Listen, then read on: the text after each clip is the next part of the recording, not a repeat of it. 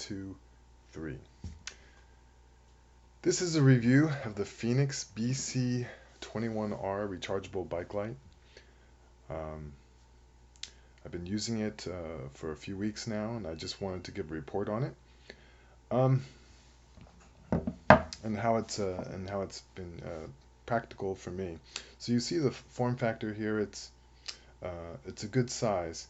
It comes with a battery on the inside, and this is one of the top inducements for me to get this particular light was the idea of having a battery that could be replaced both on a ride or when the battery would start to go bad. You know, these batteries, they have a finite life. Be sure that you remove the little plastic cap when you first get the battery so that you can get the battery to turn on. So we have, so that comes in here. Just place it back in, screw it back on. Got a little O-ring there with the cap.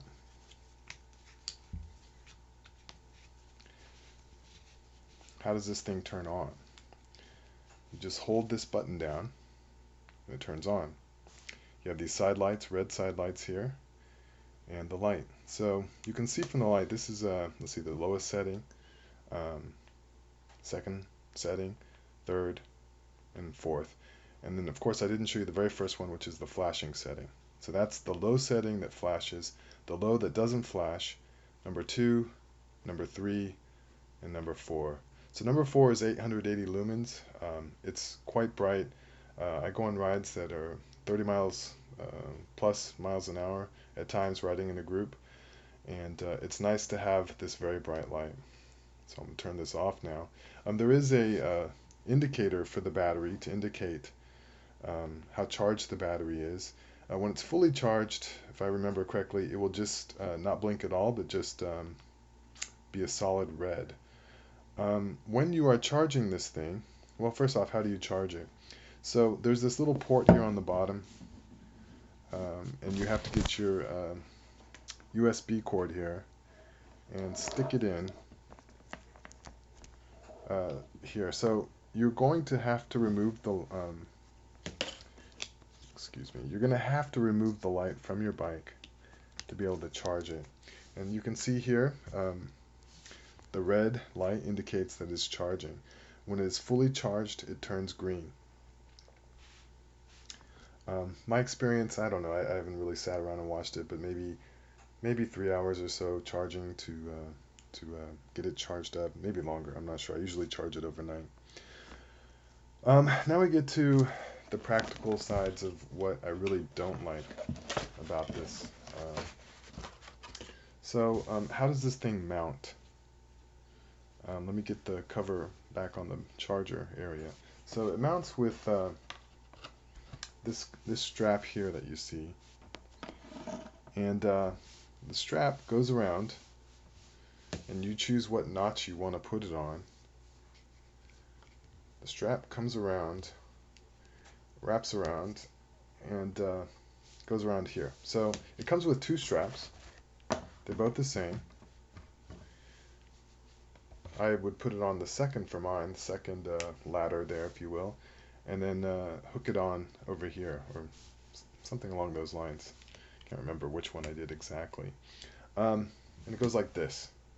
So you can see that this is pretty much blocking access to where you would charge. So you do need to remove this from your bike. You can leave the mount on your bike and remove the light by depressing this lever on the bottom, and it slides out. So you can see there's this lever, this piece of plastic held in by 2 screws with this little notch, and this notch goes in this hole. I don't know if you can see that, but there's a hole right here, and that's what holds this light. The grooves, it slides in those grooves, and that notch holds there. So one of the questions long term for this flashlight is this plastic going to hold up when I'm removing the light every time to charge it, or is this going to break? Is this little tiny plastic notch going to break as well? If it breaks, it's not going to be sturdy inside the light.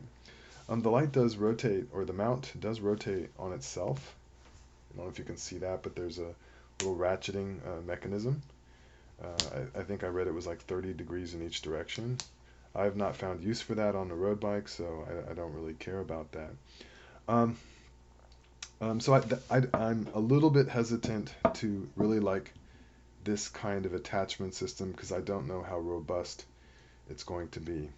The light itself, I've dropped it a couple of times now. It works fine. The second time, the first time it dropped, I just figured it dropped because I had it charging up on a stand and then it was on the floor. Maybe one of the kids knocked it over. The second time it fell off my bike, and that's where this strap comes into play. You can see here that it broke.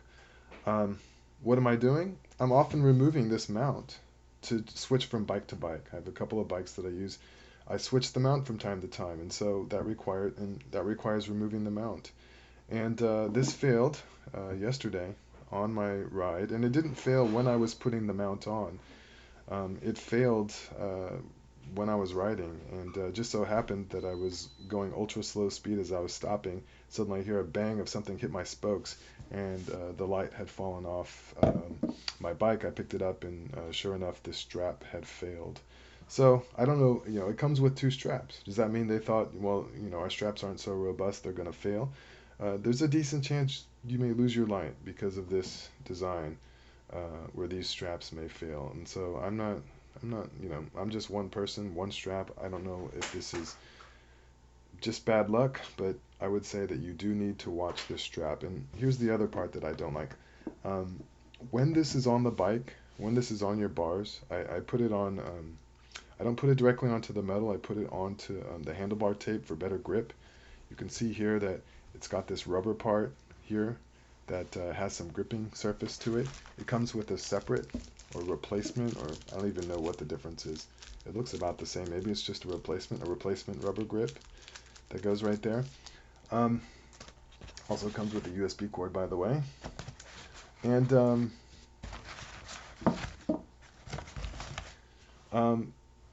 it feels like it's on there really tight when you put it on the bike, especially on the Garmin.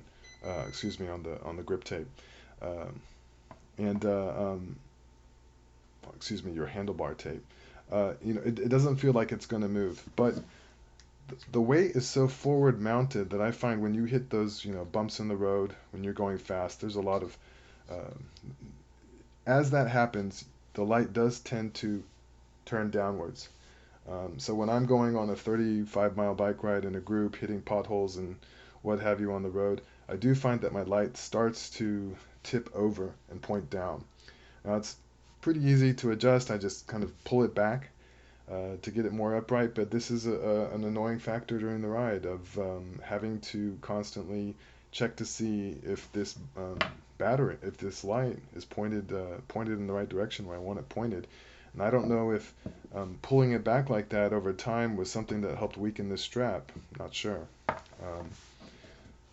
So that's pretty much a review of this particular bike light.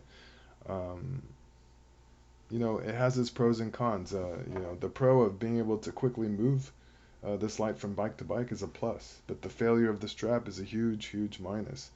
Um, uh, as far as the light actually working and being bright and shining, I like that part.